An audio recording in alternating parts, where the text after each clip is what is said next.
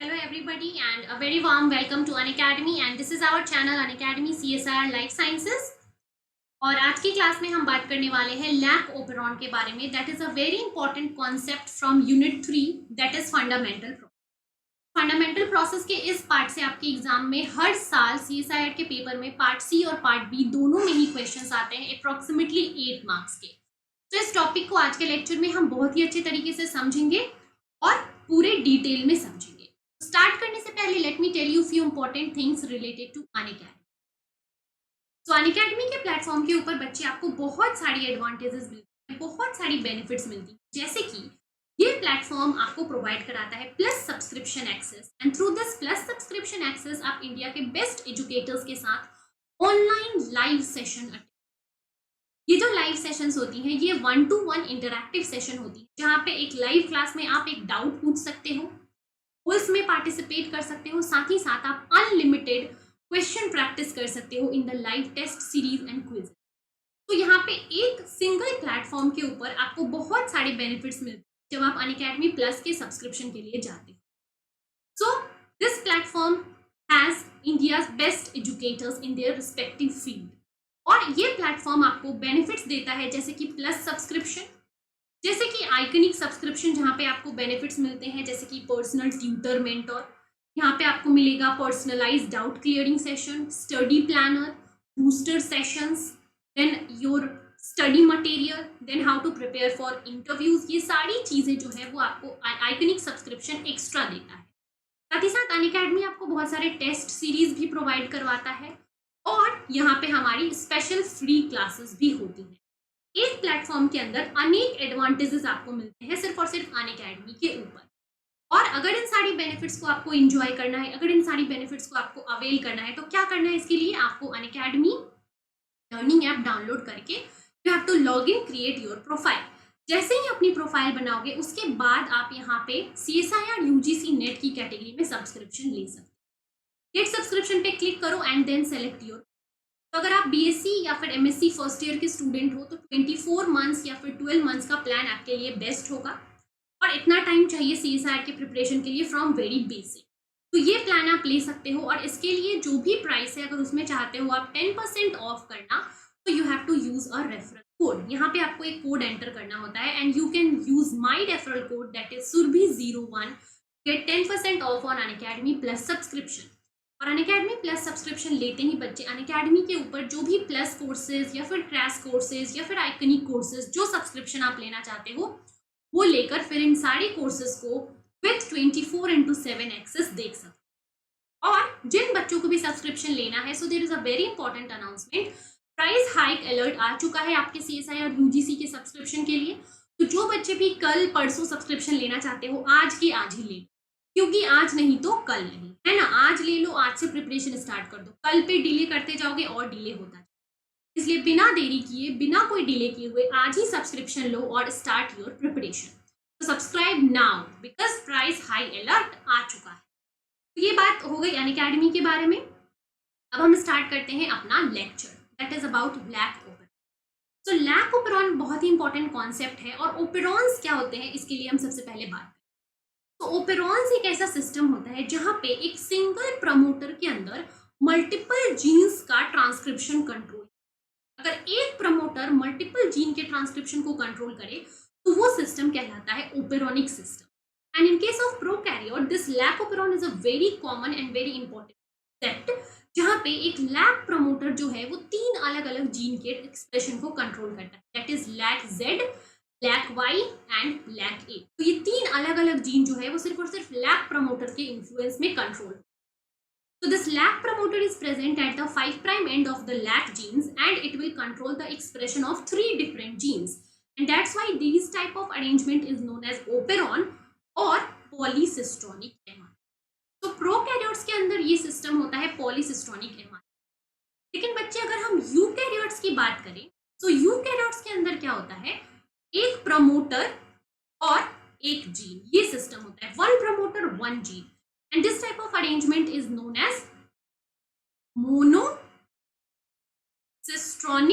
mRNA। ये कौन सा सिस्टम होता है, मोनोसिस्ट्रॉनिक mRNA। किसमें, यूकैरियोट्स में, बट अगर ये प्रोकैरियोट है तो यहाँ पे होगा पॉलीसिस्ट्रॉनिक एमआरएनए का condition.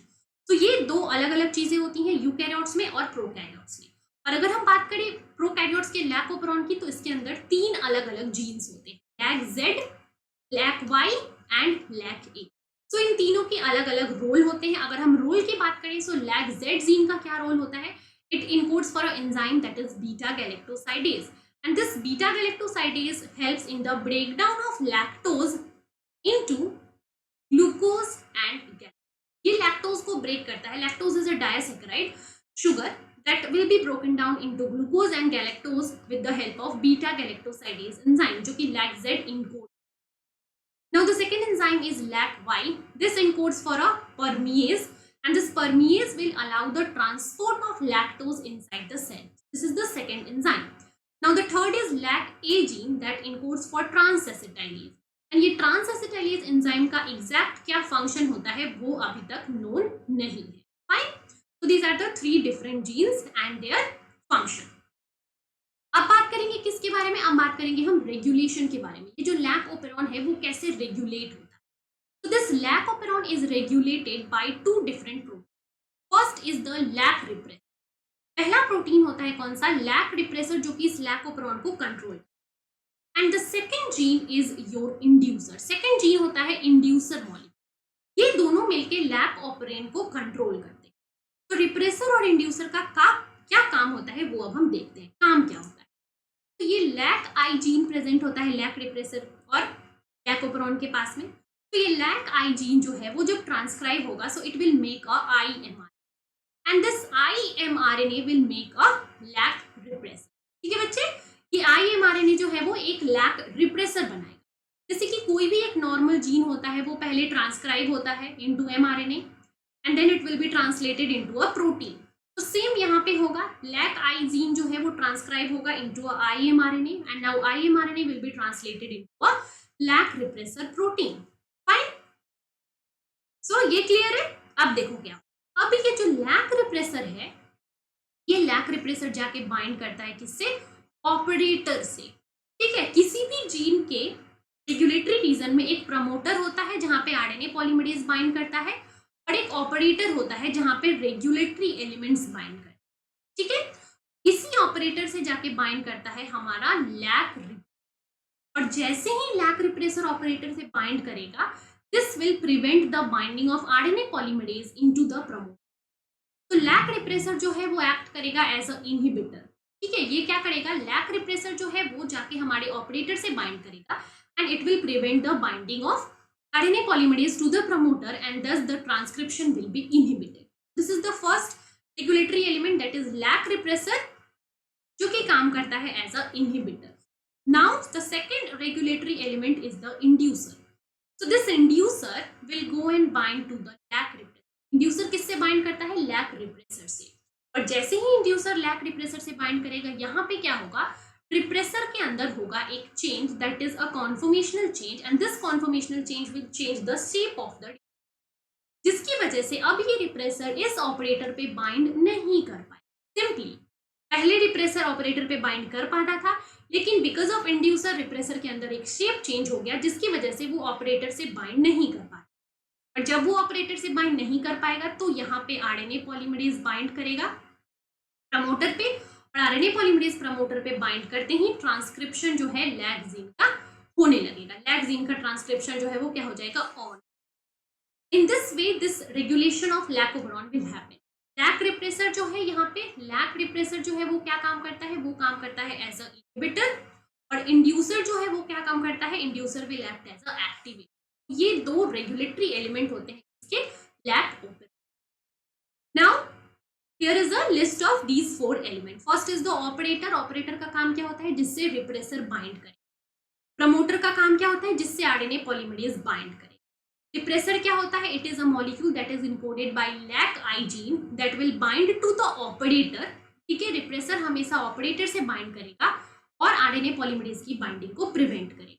Now comes the 4th element, that is lac I gene. So this is a gene that encodes for repressor protein. So these are the 4 regulatory elements of lac operon. तो I hope lac operon के regulatory elements सबको clear होंगे। ठीक है, ये 4 regulatory elements होते हैं और इन चारों रेगुलेटरी एलिमेंट्स की वजह से लैकोपेरॉन को कंट्रोल किया जाता है। तो 2 कॉमन सिचुएशंस हम आज के लेक्चर में देखेंगे। फर्स्ट क्या सिचुएशन है कि what will happen when lactose is absent. जब लैक्टोज मीडिया में नहीं है तो इस लैकोपेरॉन का क्या होगा। तो जब लैक्टोज मीडिया में नहीं होता है बच्चे, तो क्या होता है, तो इंड्यूसर मॉलिक्यूल की सिंथेसिस जो होती है वो नहीं होती।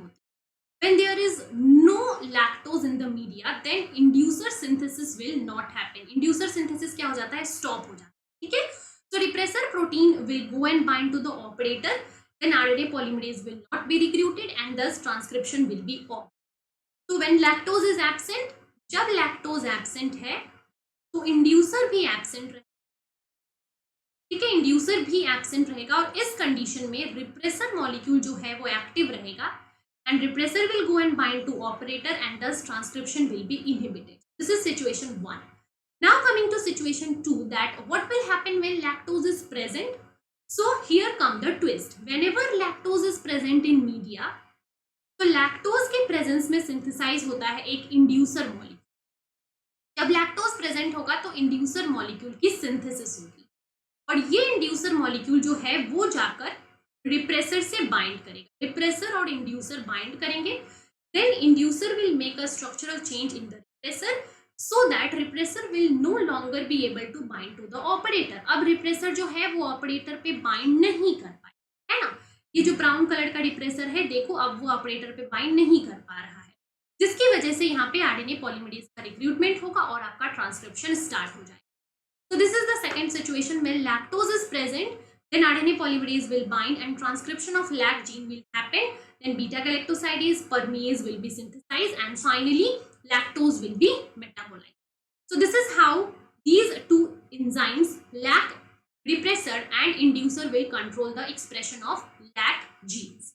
So that is all about this concept. I hope कि सबको सारे पॉइंट्स क्लियर होंगे। अगर बच्चे किसी को कुछ भी डाउट रहता है आज के लेक्चर में, तो you can ask your doubt in the comment section. Comment में आप अपने डाउट को मेंशन कर देना।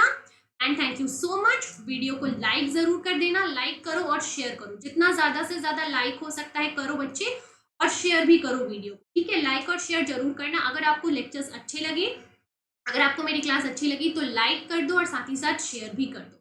जो भी नए बच्चे हो वो चैनल को सब्सक्राइब कर लो, फटाफट से सब्सक्राइब कर लो, क्योंकि सब्सक्राइब करोगे, बेल आइकन को हिट कर दो, तभी आपको हर क्लास का नोटिफिकेशन मिलेगा। नोटिफिकेशन मिलेगा तभी आप रेगुलर क्लासेस अटेंड कर पाओगे। So like, share and subscribe जरूर करना है वीडियो को और चैनल को। So that's all for today's session. We'll meet again. Thank you so much and take care everyone.